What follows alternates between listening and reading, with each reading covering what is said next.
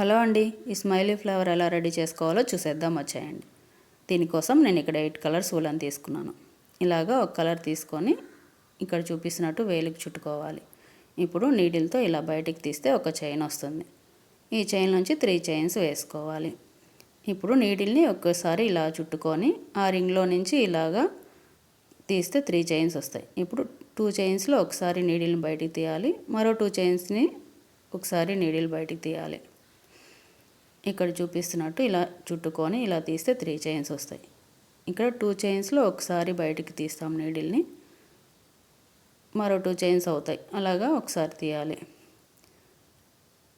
చూస్తున్నారు కదా, ఇలా 3 చైన్స్ వస్తే 2 చైన్స్లో ఒకసారి నీడిల్ బయటికి తీయాలి, మరో 2 చైన్స్లో ఒకసారి తీయాలి. ఇలా 1 చైన్ వస్తుంది. మరలా అలాగే నీడిల్కి చుట్టుకొని ఇలాగా తీసుకుంటూ 9 టైమ్స్ వేసుకోవాలి. ఇలా దగ్గరికి లాక్కోవాలి 9 టైమ్స్ అయిపోయాక.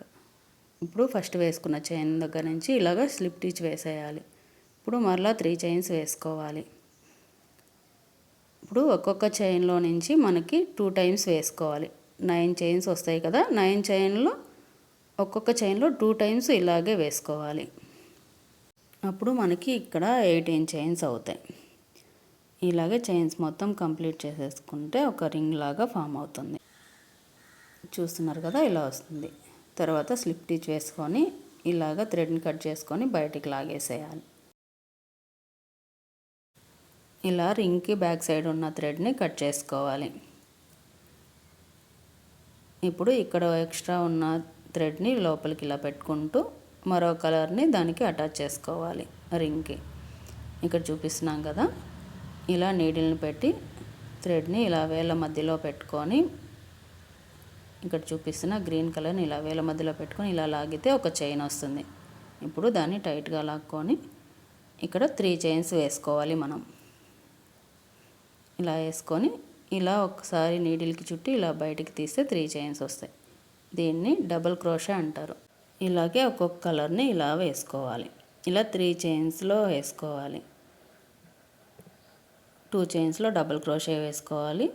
ఫైనల్ చైన్లో ఇలాగా ఒక డబుల్ క్రోషే వేసుకోవాలి. తర్వాత 3 చైన్స్ ఇలా వేసుకొని ఇలా పెట్టి ఇలా ఎండ్ చేసుకోవాలి. స్లిప్ స్టిచ్ వేసుకొని ఇలాగా ఒక చైన్ లాగేసి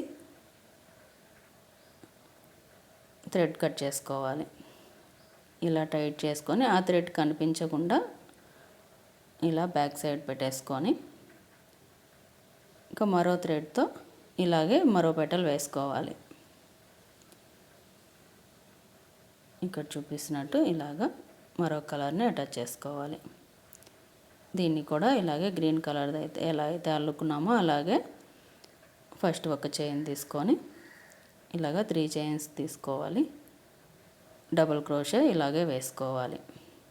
ఇలాగ రెండో చైన్లో కూడా డబుల్ క్రోషేనే వేసుకోవాలి. ఇక్కడ చూపిస్తున్నాం కదా, ఇలాగ 2 టైమ్స్ వేసుకోవాలి. ఈ థ్రెడ్స్ లోపలికి వచ్చేటట్టు ఇలాగ వేసుకోవాలి. 2 టైమ్స్ దీంట్లో అయిపోయింది. సెకండ్ చైన్లో అయిపోయింది. థర్డ్ చైన్లో దీంట్లో ఒకసారి డబుల్ క్రోషే వేసుకోవాలి. తర్వాత 3 చైన్స్ వేసుకొని ఇలాగా ఆ చైన్లో నుంచి ఇలా లాగేసి ఎండ్ చేసుకోవాలి. మరోసారి లాగి థ్రెడ్ కట్ చేసుకోవాలి. ఇలాగే 3 చైన్స్ వేసుకునేది ఫస్ట్ చైన్లోనూ వస్తుంది, థర్డ్ చైన్లోనూ వస్తుంది. ఇలాగే మనకి నచ్చిన కలర్స్తో పెటల్స్ చేసుకోవాలి.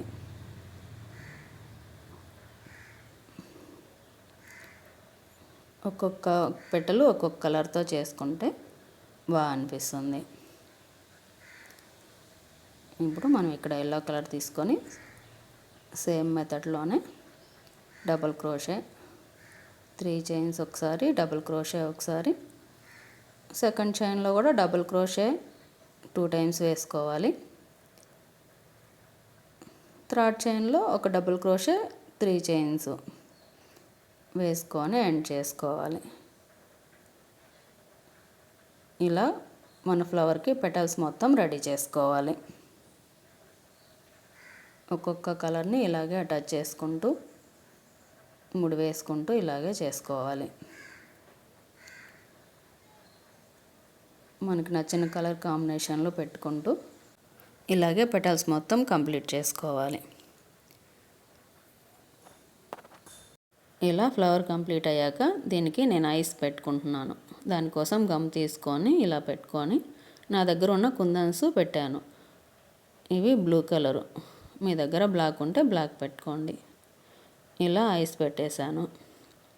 తర్వాత ఇలా స్మైల్ కోసం నేను మెరూన్ కలర్ రూలర్ని యూస్ చేశాను. ఇక్కడ చూపిస్తున్నట్టు గమ్ ఇలా పూసేసుకొని ఇలా మెరూన్ కలర్ రూలని తీసుకొని కొంచెం కట్ చేసుకొని అక్కడ గమ్ ఏ షేప్లో అయితే పెట్టామో అలాగే స్మైల్ని అంటించేసుకున్నాను. మనకి స్మైలీ ఫ్లవర్ రెడీ అయిపోయింది. ఈ ఫ్లవర్ మీకు ఎలా అనిపించింది? ఈ వీడియో మీకు నచ్చినట్టయితే లైక్ చేయండి, షేర్ చేయండి.